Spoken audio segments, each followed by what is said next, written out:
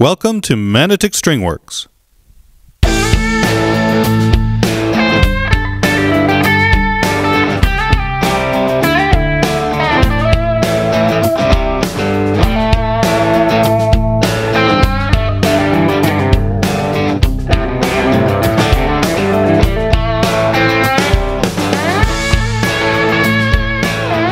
Please remember to like and subscribe and hit that notification bell for more video content. Alright, so we're back in the shop today and we are going to work on this Fender Telecaster Chinese copy, fake, replica, imposter, whatever you want to call it. The last video we looked at a few things that need to be done. We're going to change these saddles at least, if not the whole bridge. Fret ends were a little sharp. Need some dressing. And of course the real problem is this nut. It is just a disaster. You know, there's a plastic shim. It's all wonky. Also, especially the B string was really low and buzzing on the fret. So, alright. Let's get at it. Alright, so the first thing will be to remove the strings so that we can change the saddles or the bridge completely. I'm going to straighten out the neck because the string tension will be off of it. We'll dress these fret ends and then we'll replace the nut. So let's get started.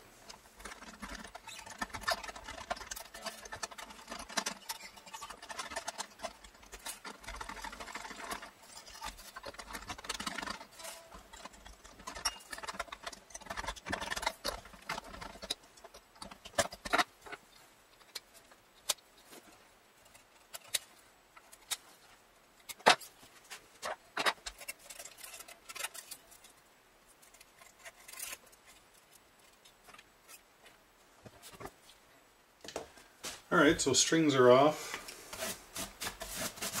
It's a good time to give the guitar a good little dusting so you can get in all the nooks and crannies. Just like that, under the strings. Okay, so because I'm going to be doing some work on here and the string tension will be off, I want to make sure the fingerboard is flat. So I'm going to use a notched ruler here, 25.5 inch Fender scale. I never know if you can see that in the light. There we go. We'll put that on the fingerboard and you have a look. And well, to my eye, there's no light coming underneath there. Everything's flat, it's not rocking, so that's good. The neck is nice and flat. So the one thing about Telecasters, of course, is when you have these vintage style saddles here where you're sharing one screw here, intonation screw, for two strings, you know, obviously it's a balancing act between the strings. You can't adjust them individually. So it's not the ideal setup. I know it's a vintage thing and purists love that, but I still prefer the Telecaster bridges that have individual string intonation capabilities. So anyways, but I think I mentioned in the last video, I have this Wilkinson bridge which happens to be exactly the right fit, so I could just replace it. But I also thought maybe if I just change the saddles. So if we look at these saddles, you can see that they have a little bit of intonation compensation on them. So they're not just round barrels, they've got some flats in them, you see. So the takeoff points are going to be forward or back, you know, on each string. So I was thinking maybe I'll just change these screws right out. And I don't really like these long screws here too, like that, when they really stick out, because you don't need it to stick out that far, honestly. Well, let me see. I'll just take these one off and put one in and see what it looks like.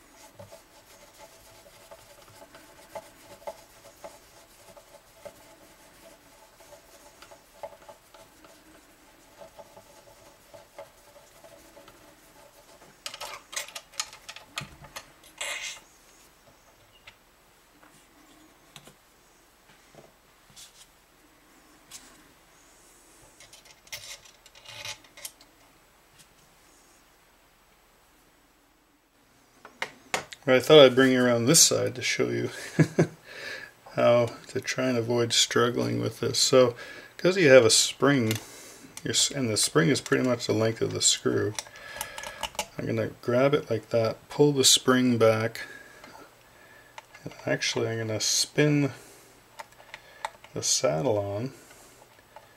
There we go, a few times. Get it started. Put it down, and away you go. So the cool thing, and you might have seen here, when I spin this around, you actually have, you know, two flats here as well, right? It's just flat, so you could have it on either side. And now I'll just screw it on a little bit, put under some tension.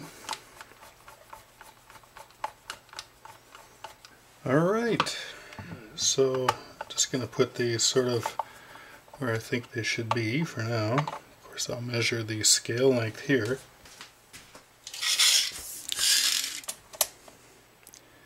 So we want 25.5 inches from the face of the nut to the point where the takeoff point, where the string meets the saddle right there, sits on the saddle. So yeah, it's a good starting point right there. So I'll put the first string right there, and then that way we have a reference. We know that at least that's supposed to be the scale length. So the overall scale length is supposed to be 25.5 inches at the first string. So that would mean at the 12th fret it would be 12 3/4. So when I measure it here, it's actually a little bit, let me get in there, it's a little bit under that. It's like a full 1/16, you know, shorter. So we'll see about the scale, like the intonation on the guitar when we start setting it up. Alright, so I'll take the time here to dress these fret ends. So when I move my thumb up the side of the fretboard, I really don't feel that one. I've got a little bit of overhang of the fret, but not the tang. So the tangs aren't sticking out. The fret itself is overhanging a little bit, and then the corners are a little sharp on some of them. So I've got a couple of files here. So this is a Hosco file here that has a concave section here, and then you have two files on the side, and then the top is a safe, and then the bottom is safe too. So if you take the concave portion, you can go over the ends of the frets like that, and you match them to the size of the fret. So this is the medium file 3R. So you just go over it like that, and that'll round over those edges. So I'll start here, mindful you don't dig into the body of the guitar. And I just do each one of these frets like that, and then you'll hear it biting in, and then it'll, you know, that sound and that feel will stop when you know you've got it filed nicely. And then once I've done the frets with that one, I'll take this file, which has a safe edge on the bottom and the top, and just two files sections on the side, and I'll just come around, and I'll just, with this motion, round over the corners a bit like that. I think, you know, with those two operations, we should end up with some pretty nice frets at the end of it all. Alright, so now that I have the fret ends done, I'm just going to take some 400 grit sandpaper, and this is a used one, 400 grit. Just fold it over and just gently go over the edge like that. Now, this is a natural fingerboard. So just sort of polishing the ends of the fretboard, rounding them over a little bit at the same time, and the edges of the frets.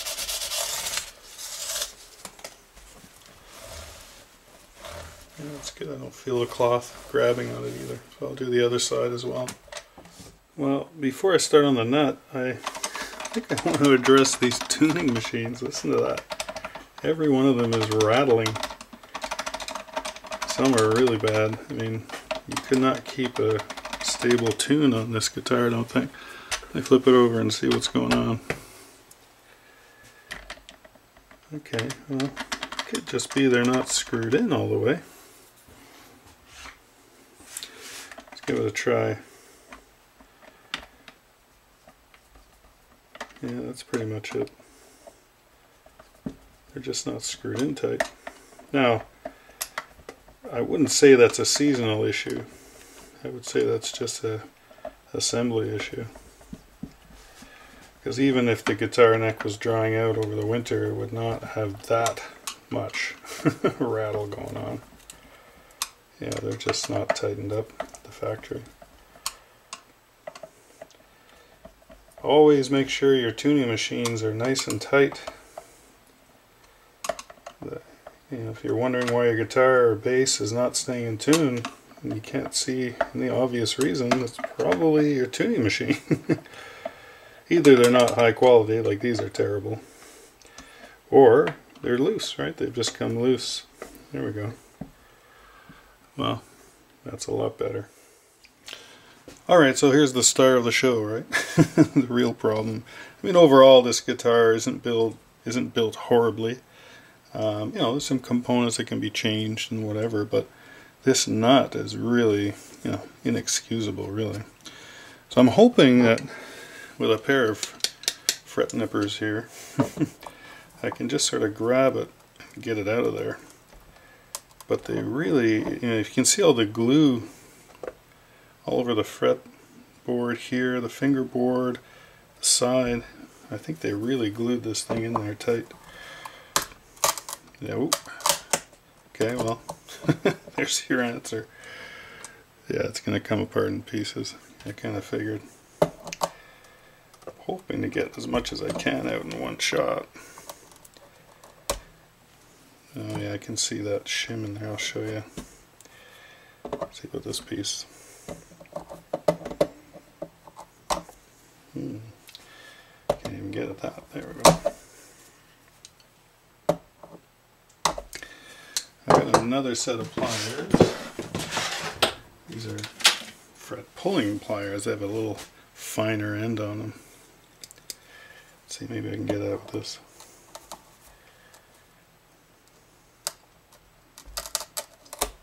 Aha! Wow. That is a mess. So there we go. I'll zoom in. So this is actually the shim, the plastic shim that they had in there. So here are some of the pieces, you know, of the nut. But that's actually a plastic shim, so I'm suspecting they might have made this slot too deep. That's probably the issue. Anyways, we'll have to have a look at that. I might actually fill in there, see how level that is, and then fit the new nut and see how much I have to take off before trying to rip that out, because that might not come out. We shall. Well, it's the next day, and I'm going to start looking at seeing what I can do to fix this. So this mess here. So this nut slot has been really butchered. Fingerboard's lifting. They have the plastic shim, parts of it in there. So I have these Telecaster bone nuts here. They're from Music Lily on Amazon. And I'm kind of hoping that these will work well. Just one of them, obviously. There you go. So these are bone. So let's even see if it fits in there. No, of course not. It's all tight and there's stuff there. Not bad though. I was worried about the slot being too wide, but I think it's fine. This really needs to be cleaned out. Oop, There we go. Aha! Well, that's better than what it was, that's for sure.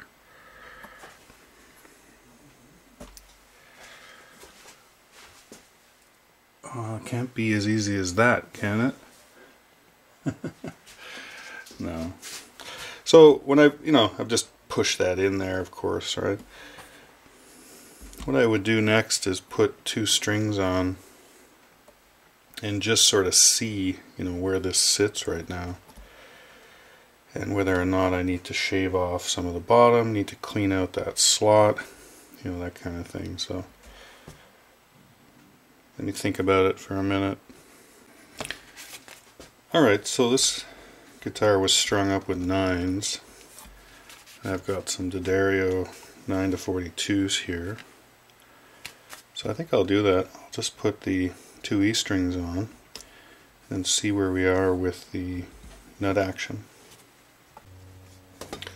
Alright, so I've just strung up the 2 E strings, and I just wanted to get a rough idea to see where we are with our nut action. So the first string is actually not too bad. I'll just put a 22 under there, and it's definitely scraping. On the 6th string though, well, it's still high, but nothing I can't adjust at the nut slot itself. So I think we'll be fine. I'm just going to put this nut right in there. It's actually a really tight fit, so that's good. And I'll just adjust the nut slots to get a nice action. So I'll put the rest of the strings on and we'll finish that job up. Of course, before you go fussing around with the nut slots, carving away at them, you have to do a setup first, right? So neck relief, string height. You don't have to do the intonation right away. You can look at it. And then I'm going to come back and adjust the nut slot depth after I've done a setup. Don't do that first, because then if you do that and you cut them too deep, and then you can't set your string action that you like or the neck relief, then you're pretty much pooched. So remember, neck relief, string height, then you can look at the nut action here at the 1st fret. Alright, so let me tune these up, stretch them out a little bit, and then we'll get on to a setup, quick setup.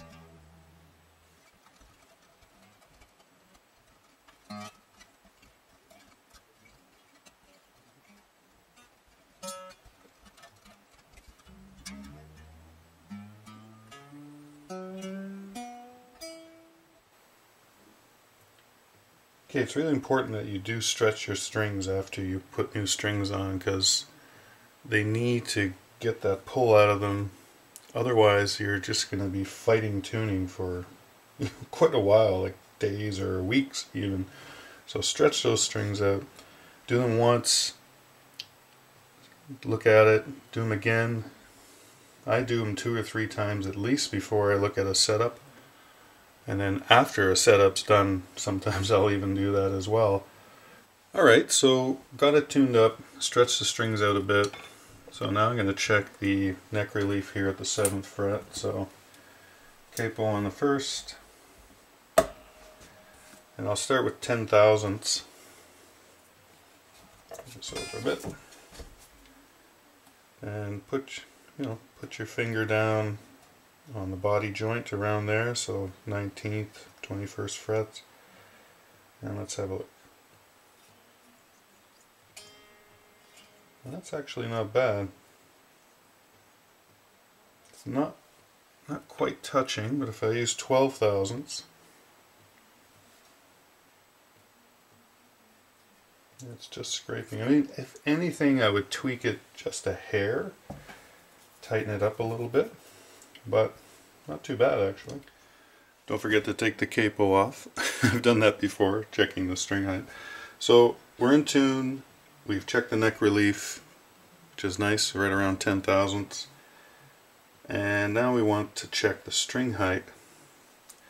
And on the Telecaster, Stratocaster, I like to see 4/64, so I'll use my 4/64 gauge at the 17th fret. I'll start here. 6th string is nice. A string is too low.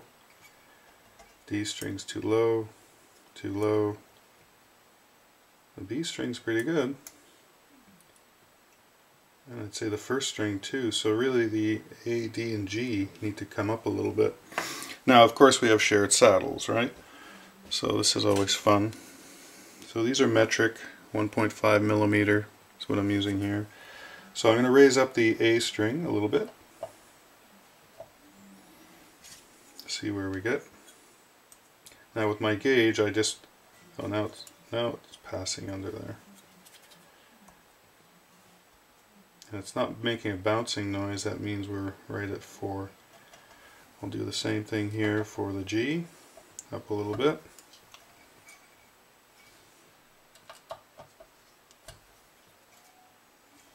Still scraping. You can just hear it and you can just feel it. That's what I like about these gauges. There we go. That's good. And then the G, same thing, that needs to come up.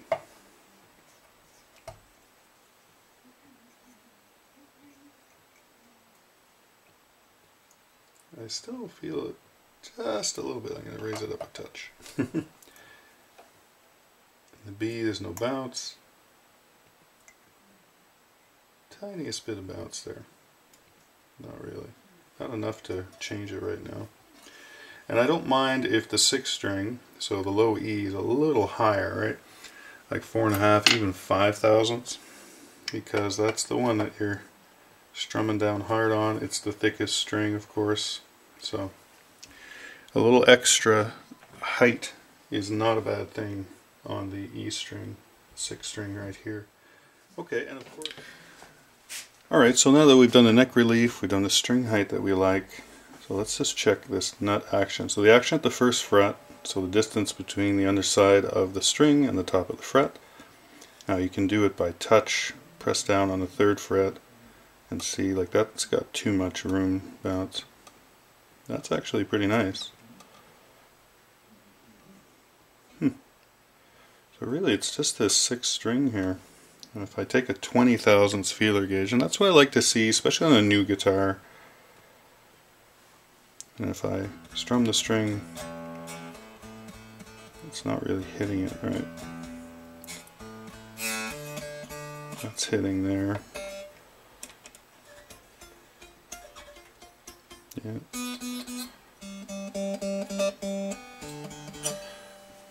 So I'm going to say certainly the 6th string, and maybe the 5th string here, right? The E and the A. I'm going to drop those down a little bit. The other ones are pretty good. So why I like to leave it at 20 is that as the guitar settles in and ages a little bit, gets played, there's room to go down if you need to. If you drop this right down to like 16 or 18 thousandths right away, if there's any change to the guitar over the next few months, the next year, you pretty much got to get a new nut, right? So this way there's a little room for more adjustments in the future, and the player can get used to it. Alright, so doing this is not something everyone wants to do themselves, but if you go and buy some files, and these are Hosko files, I like these ones, and you use the right edge, so these are double-sided, 46 thousandths. Now that's the smallest, it's not a 42 that I have. That's okay, it's just to bring this down a little bit. So you're going to take the string out of the nut slot, and then what you're going to do is, at a bit of an angle down, I can always count, right? So 1, 2, 3, 4, 5, 6, 7, 8, 9, 10. That took off a little bit. And you know what? It's just a tedious job. You just gotta keep going at it. Take off some material, retune, and then check with a feeler gauge. Well, that's a little better already, so I'll do that another time. Again, I like to count, so 1, 2, 3, 4, 5, 6, 7, 8, 9, 10. Make sure you clear all the, in this case, bone dust out of there. These tuners are terrible. They really are bad. Alright. And again, oh yeah, that's good. That's just sitting on it, so that's good. So I'll look at the A and maybe a little bit of the D, but I think we'll leave it like that. Alright, so we'll have a quick look at the intonation. So tune the strings, so in this case a 6th string. And again, these are new strings. I've stretched them out a few times, but they'll still need some stretching. And we'll check the harmonic, that's good. And then the fretted note, just a little bit flat. Let's do the A, that's not bad. A little bit flat, both. Right, so because these are shared on the saddle, I have a bit of compensation on these new brass saddles here, but I'm going to move this forward. The saddle forward a little bit. Sometimes you gotta, if it's under string tension a bit, you gotta retune, of course.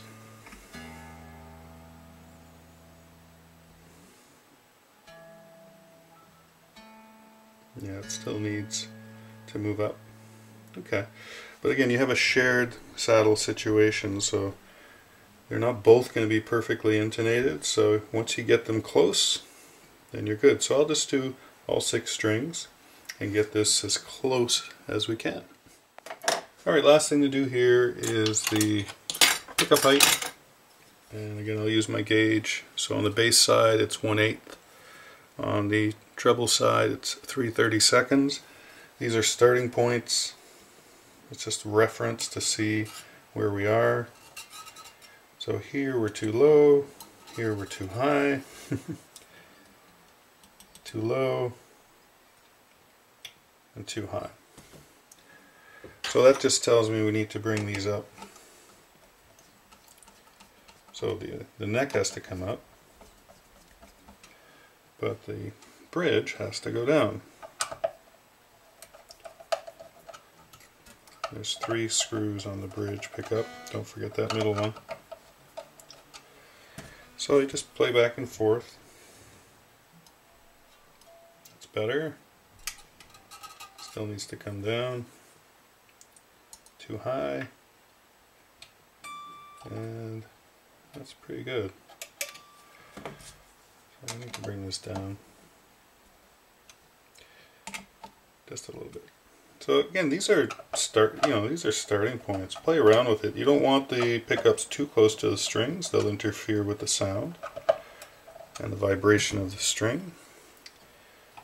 And conversely, you don't want it too far, because then you're going to lose some volume. But again, it's up to you. You know, this is just a reference, a guide. You adjust them to how you like to hear them. Well, I think that's pretty much done here. Alright, so final thoughts about this guitar. Well, pretty much you get what you pay for, right? In some cases. So what are you paying for here? And actually, I think the owner was telling me that he got this guitar for almost nothing. I think it's like $150. A bit of a dispute with the vendor. But anyways, so for 150 bucks, is it worth it? Absolutely, it's worth it. Is it a Fender made in USA? No, and it's very obvious that it's not when you have a look at it. But is it playable? For sure. You know, the issue we had was on the nut, and that's been fixed. The tuners really need to be replaced. They're very bad. The fretwork is very good. You know, a little fret sprout, but it's winter time. Used to that. And the pickups are fine. You know, they're import Chinese pickups. We changed the bridge saddles to have compensated bridge saddles, so that should help a little bit. Of course, you know, you upgrade as you go, right? So if you want to put new pickups, new electronics, change the tuners, go ahead. That's what these guitars, I think, are for. They're really good project guitars. And if you want to scratch out the made in USA, you know, go ahead. But, you know, don't try and sell these as that, and I don't think anyone would fall for it. But not a bad guitar in the end. You know, certainly a good project piece and a good beater if you want to just play around on it. But it looks good. And the body itself and the neck seem very nice, so that's an important part of it. Alright, well, thanks again for watching. We'll see you in the next video. Bye for now.